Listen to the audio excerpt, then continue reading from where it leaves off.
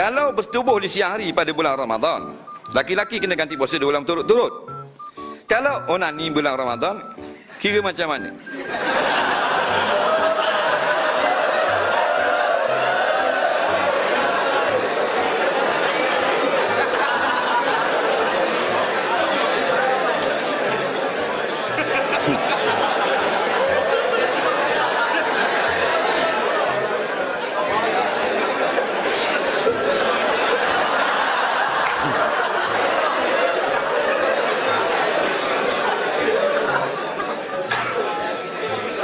Dia kena kafarah tu masalah jima.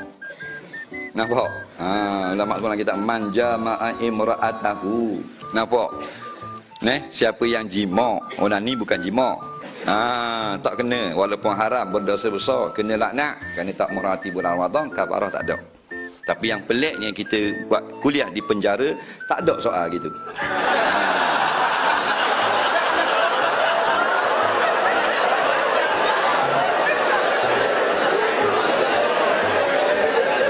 Ni UAE.